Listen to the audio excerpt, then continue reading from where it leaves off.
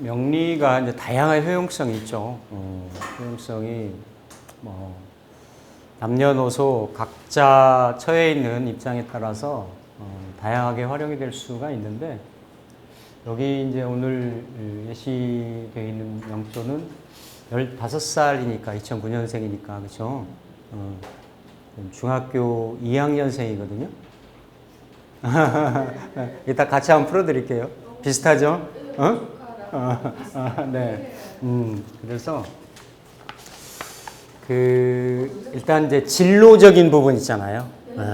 진로적인 부분. 그러니까 뭘 정확하게 딱 찍어서 이렇다, 이래야 된다도 있지만 최소한 어느 방향성을 가야 된다.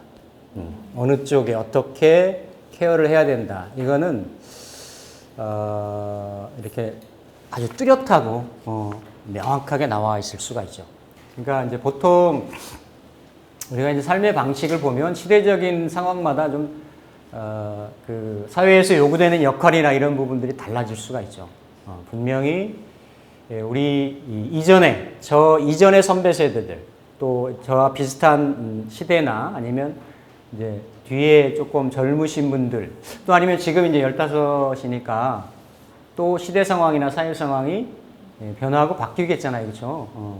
그럼 이게 각자의 역할에 따라서 요구되는 또 사회적인 역할 이런 부분들이 달라질 수는 있겠지만, 그래도 큰 틀에서 어떤 분야, 어떤 영향, 어떤 영역, 어떤 방향성 이런 부분은 명조에 좀 명확하게 드러날 수가 있다. 그러니까 이렇게 사람이 뭐 직업적인 성향이라든지 여러 가지가 있죠. 뭐 사람이 육신관계, 직업에 대한 부분, 성향에 대한 부분, 여러 가지 부분이 있을 수 있는데 꼭 이 분야여야만 되는 경우가 있고, 또 이렇게 다양한 달란트를 가지고 이렇게 대처해 나갈 수 있는 구조가 있고 그렇거든요. 오늘 소개해 드리려고 하는 이 구조는 딱 방향성이 정해져 있어요. 그 방향성 아니면 또 이제 부모가 미리 알고 그런 쪽의 준비를 또 해주면, 또 아니면 안 해주면 아이의 인생이 굉장히 많이 달라질 수가 있다. 그러니까 이게 어찌 보면 예전에 제가 이제 유튜브로 환원동각이라는 그쵸? 주제로 해서 좀 시리즈로 설명드린 적이 있었는데, 그러니까 내가 태어난 시대라든지, 그렇죠? 그리고 내가 어떤 부모를 만났냐라든지 이런 거에 따라서 상당히 많이 후천적인 부분이 같은 팔자를 타고 나더라도 달라질 수가 있다라는 거죠. 동일한 구조에 이렇게 이제 어떤 환경에 처하느냐에 따라 가지고 사뭇 달라질 수 있는데, 이제 그런 부분을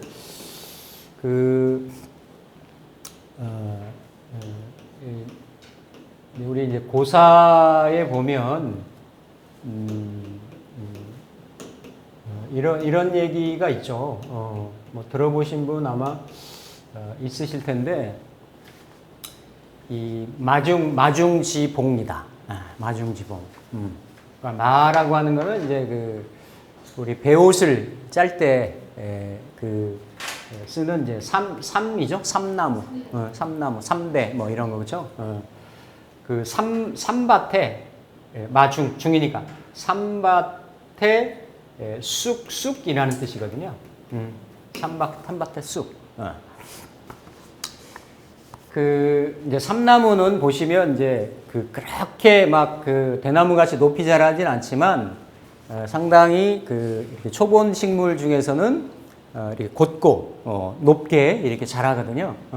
자라고 이 쑥은 좀 이렇게 짧고, 그렇죠? 이렇게 작고, 그리고 좀 구부러지고 쑥이 곧게 잘 안 자라잖아요. 이렇게 땅을 이렇게 바탕으로 해서 이렇게 자라니까. 그런데 이 삼나무 밭에 자라는 쑥은 삼나무를 따라서 이렇게 곧게 자랄 수 있다라는 거예요.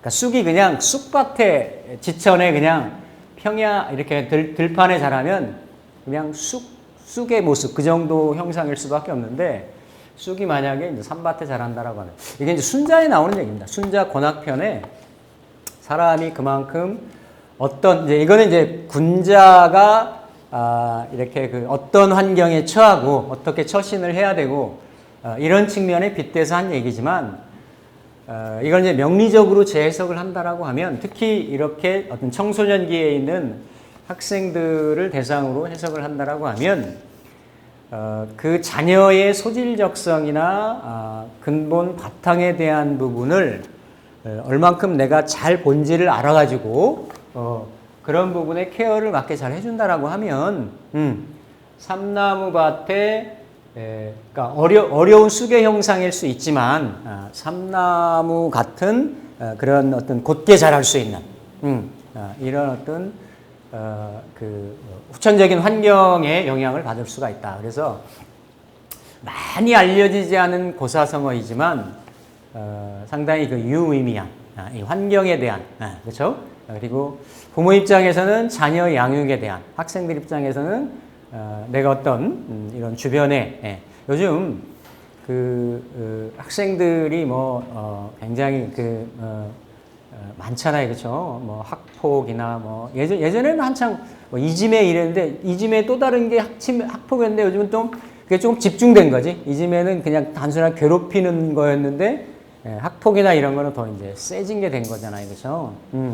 그래서 그런 부분들 그래서 이렇게 명리를 이렇게 학부모 되시는 분들이 좀 공부를 하시든 아니면 이렇게 이제 진로적성에 대해서 좀 뭐 상담을 받으시든 한다라고 하면 훨씬 자녀의 어떤 진로나 소질 개발하는 부분에 많은 이렇게 좀 도움을 받을 수가 있겠다. 잠깐 보면 이제 이 명조의 구조는 그쵸? 이게 여자아이란 말이에요. 여자아이고 2009년생이니까 이제 기축생, 소띠가 되는 거고, 그렇죠? 소띠면서 이게 이제 기사월 신축일 정유 시란 말이죠, 그렇죠? 그러면 우리가 이제 사주를 볼 때 세부적으로 이렇게 구분해서 볼 수도 있고 또 크게 큰 틀로 이렇게 볼 수도 있는 거거든요. 큰 틀로도. 이렇게 보면 우리가 이제 이렇게 기축이나 그러니까 우리가 이제 격으로 보면 4월의 신금이니까 기본적인 내가 정관에 그렇죠? 어떤 형태이든지 간에 정관의 환경에 놓여 있다라는 거 아니에요, 그렇죠? 그런데 전체로 보면 그 일간이 이제 신금인데 이렇게 이제 이런 인성들이 많고 그렇죠? 인성하고 그리고 비견이죠. 궁극적으로 보면 겁재도 아니고 비견하고 그리고 요거는 정관인데 투관이 된 거는 심살로 그랬으니까 이거는 이제 살로 그렇죠? 관살로. 그러니까 우리가 보통 목화토금수 오행을 얘기를 하는데 이건 삼행으로만 이루어져 있잖아요. 삼행으로. 그렇죠? 그러니까 이렇게 화 에너지하고 그리고 토하고 금으로 이루어져 있는 거죠. 그렇죠? 그러면 이걸 크게 내외로 본다라고 하면 이렇게 내외로 본다라고 하면 그렇죠? 본다라고 하면 이제 없는 글자가 그렇죠? 이런 경우는 명확하게 드러나죠. 없는 글자가 수가 없고 그렇죠? 수가 없고 목이 없는데 이 수는 식상이 되는 거고 그렇죠? 팔자는 어렵게 풀 일이 없는 거죠. 식상이 되는 거고 요거는 재성이 되는 거죠. 그렇죠? 재성. 그러니까 이제 일간을 놓고 in and out을 놓고 본다라고 하면 이렇게 이제 관하고 이 인성은 나를 향해서 오는 성분이잖아요. 그렇죠? 나를 향해서. 나를 관인 상생, 인생 하는 그런 성분이죠. 그렇죠? 나 쪽으로 이렇게 들어오는 성분인 거고, 식상이라고 하는 거는 내가 이렇게 그 아웃으로 뭔가 관여하는 인자들이 있겠지만 나의 성향이 펼쳐져 나가는 거란 말이야. 뭐를 매개로 해서 식상을 매개로 해서 재성까지. 그렇죠? 그러고 나서 이렇게 재생관에서 연결되는 인자 아니겠어요? 그래서 크게 나눠보면 이건 내가 외향적인 성향이 되는 거고, 이 부분은 이렇게 이제 어떤 내향적인, 그렇죠? 내향적인 그러한 성향이나 성분이 될 수 있겠다. 근데 이러한 식상이 없고 아웃하는 성분이 없고, 그런데다가 그렇죠? 이렇게 사유축에, 그러니까 이렇게 관인하고 식재를 놓고 봤을 때, 그렇죠? 이렇게 비겁이라고 하는 거는, 비견겁재라고 하는 거는 관인을 수용하는 토대, 바탕, 그리고 식재를 내가 생하는, 식재를 촉발시키는 어떤 원천 에너지, 이런 게 되는 거죠. 나라고 하는, 비견겁재라고 하는 거는. 그래서 비견의 성향이 다르고 겁재의 성향이 다를 수 있는 거죠. 그러니까 내가 만약에 비견으로만 이루어졌다. 비견으로만 이루어져 있죠. 이게 사실은 이제 겁재 성향일 수도 있는데, 여기에 축중에 신금, 물론 사중에 경금이 있지만, 이게 지금 유유사축을 하면 지지가 뭘 이루고 있어요? 금국을 이루고 있죠. 그렇죠? 금국을. 그러니까 이 금의 국도 결국은 이 국의 원탑이 나로 있잖아. 그러니까 예를 들어 어딘가에 경이 있거나 어딘가에 신이 있으면 그 지지에서 합의되는 에너지를 나눠 갖는다가 되는 거예요. 이해되시죠? 그러니까 나는 내가 신유로 내가 지지의 이런 어떤 합의 비겁국의 그 중심이 되겠다라는 거지. 그렇죠? 자, 이렇게 따져보면 이 구조는 신금, 일간 신금, 일지 신유를 중심으로 해서 똘똘 에너지가 내 중심으로만 뭉쳐있는 게 되는 거예요. 그렇죠? 응? 그런데다가 이럴 때는 이제 자축도 공망을 보는 거지. 자축도, 그렇죠? 그러니까 오행 중에 축의 에너지는 신중에, 그러니까 그 식상의 에너지는 축중의 개수로 있잖아요, 그렇죠? 그러니까 이 축은 사유축 금의 고지이면서 어떻게 보면 이제 그 수도 해자축이니까 겨울에, 그렇죠? 수의 여기로 이렇게 이제 있는 에너지인데, 아예 목은 이 중에서도 목은 그러니까 천지에 이렇게 없는 거죠, 그렇죠? 없는. 그러니까 이제 목이 없다라고 하는 거는 관을 생하는 원신이 약하다도 되는 거고요.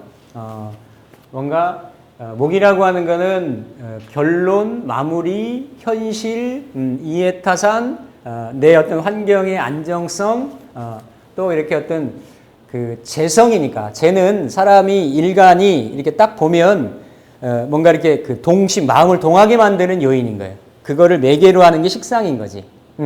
그래서 목적성이라고 얘기를 하는 거야.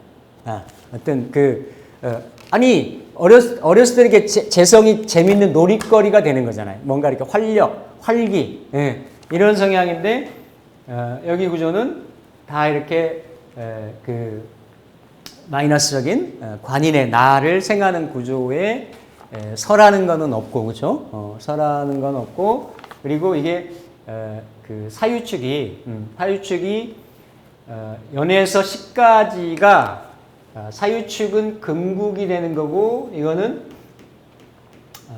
비겁국이 되는 거죠, 그렇죠? 그러니까 이렇게 삼합을 다 낀 국을 형성하고 있다라는 거는 내 일생이 처음부터 끝까지가 이런 그 비겁들하고 연관되는. 그러니까 이 사람은 이 사람의 그 어떤 인생의 전반적인 분야가 이게 이제 형제가 될 수도 있고 동반자가 될 수도 있고 어떠한 형태이든지 간에 비겁들하기 관련성 여기서 벗어날 수가 없다. 아니 이건 팔자가 얘기해 주는 거예요. 맞잖아요, 그렇죠? 여기에 다른 에너지가 섞여 있는 게 아니다라는 거죠. 보통 이렇게 지지에 이렇게 삼합이 온전하게 갖춰져 있을 때는 조금 따져봐야 됩니다. 삼합이. 이거 지금 사유축이 다 있잖아요, 그렇죠?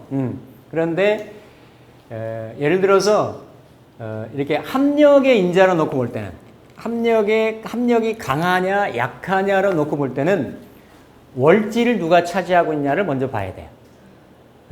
월지가 삼합은 항상 생왕묘를 하잖아요, 그렇죠? 생왕묘로 이루어져 있어요. 그러면 왕지를 어디가 차지하고 있느냐, 누가 차지하고 있느냐, 연월일시 중에. 그러니까 이런 힘의 세기로 놓고 볼 때는 합력의 세기로 놓고 볼 때는 월지가 왕지, 즉 여기에서는 유금으로 놓여져 있을 때가 합력이 가장 강하다.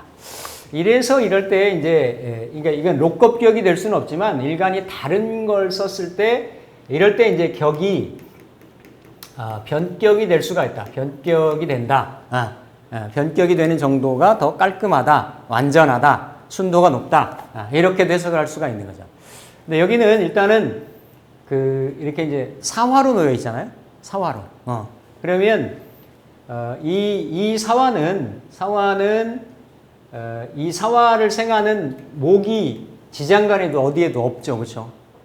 없고 항상 사화의 동태를 볼 때는 사화는 이게 사화의 별칭이 뭐냐면 이게 용도 아닌 것이 용짓을 하려고 한다고 용노릇을 항상 사화를 놓고 보면 12지지 중에 용이 아닌 것이 용노릇을 하려고 그래. 그래서 이거를 다른 어디 그 명리서나 이런 데 보면 이게 다른 말로 이렇게 이제 그 변생용이라고 많이 표현을 해. 별칭으로. 변생용이라고. 잘 변하거나 바뀌기가 쉽다. 바뀌기가 쉽다. 그러니까 이게 원래는 그 사오미의 불의 에너지인데 불의 운동성에 이렇게 방합의 구조로 보면 계절로 보면 그런 운동성인데 여기에 이제 금이 생지가 되다 보니까 주변에 그렇죠? 주변에 이 사화는 주변에 목화가 많으면 주변에 목화 기운으로 포진이 되어 있으면 사화의 본성을 유지를 하고 주변에 이렇게 금숙 기운이나 이런 에너지들이 있으면 그 사화 본질을 불의 본질을 유지하기가 어렵다라는 거예요. 약해지는 거지. 그러면서도 천간하고의 관련성을 갖습니다. 이게 이제 여기에 정사로 놓일 수도 있고 이렇게 기유가 될 수도 있잖아요. 바뀌어가지고. 근데 여기 조금 거리가 좀 멀죠, 그렇죠? 그래도 천간하고 지지는 서로 에너지를 이렇게 뭔가 이렇게 교환하는 그런 성향이 있기 때문에 여기는 처음에 사유축에 금국의 운동성을 하고 천간에 이렇게 이제 정화가 들어있기 때문에 원래 금하고 화는 화극금의 형상이란 말이에요. 이거를 제가 이제 표현에도 뭐라 그랬냐면 여기 이게 이제 적천수의 유명한 얘기예요. 유명한 얘기인데 여기 성국 관투 일관성 좌변 우변 공롱로 성국관투. 그러니까 성국이라는 거는 지지에서 국을 이루었을 때 국을. 자, 요 국은 삼합을 얘기를 합니다. 보통 이걸 다른 별칭으로 삼회라고도 표현을 하죠. 아니면 그러니까 삼합이거나 아니면 방합이 있을 수도 있죠. 그렇죠? 방합.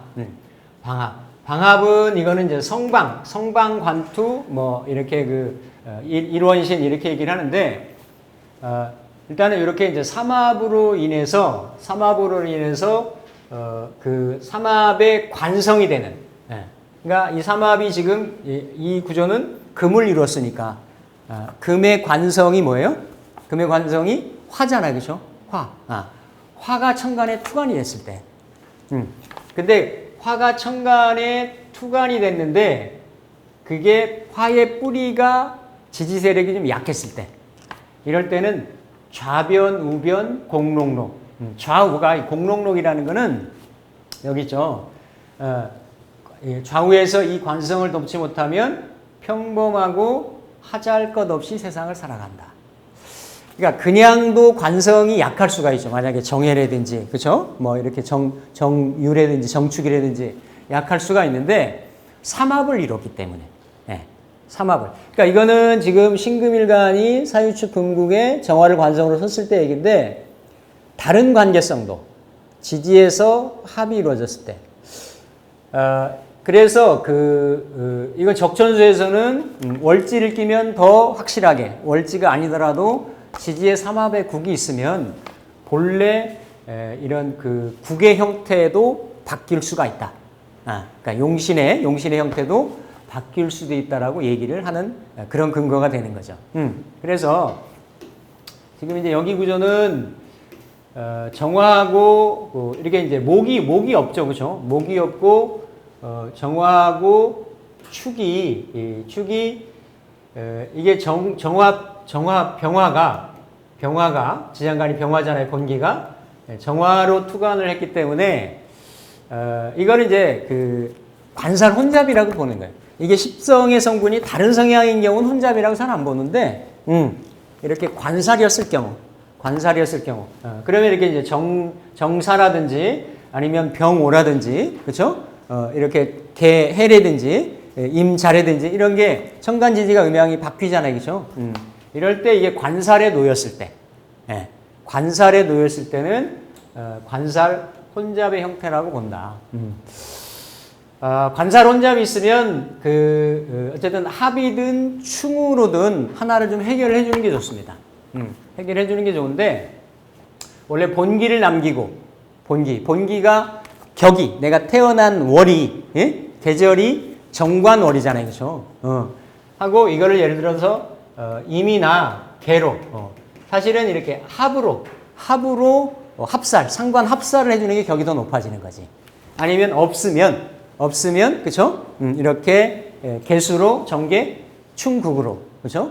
정화를 하나 이렇게 조절을 해준다든지 이런 형국인데 여기는 그런 형국에서는 격을 맑게 하는 것에 조금 순도가 좀 떨어진다라고 볼 수가 있죠.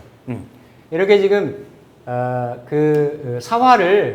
사화가 좀 약하잖아요, 그렇죠? 사를 돕는 또 다른 오나 사화가 있거나 가불목이 뭐 인묘목이 있는 형태가 아니고 이 사화가 축에 설되고 또 이런 유에 이게 투합되고 그래서 이 사화의 어떤 빛이 이렇게 작용력이 많이 이렇게 좀 떨어져 있다.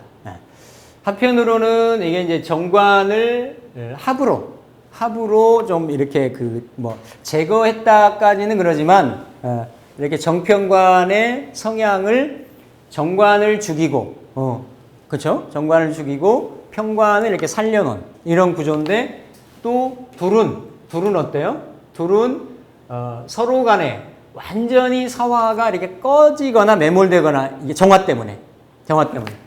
이렇게 되면 이 사화도 이렇게 다 지금 이렇게 포위되어 있잖아요. 그렇죠? 이런 그 기토에 설되고 축토에 이렇게 하기 때문에 그럴 수 있는데 어쨌든 이제 그런 형상의 어떤 모습을 좀 보일 수 있는 그러니까 관살혼잡의 성향이 있는 거예요. 있으면서 이 지지에 떨어져 있는 사화는 그러면서 이 사화가 결국은 어떻습니까? 이 사유축을 해서 자 그러면 삼합을 했는데 삼합은 육합은 그렇게 화하는 에너지가 없어요. 천간오합도 화격이나 이런 걸 따지면 있지. 그런데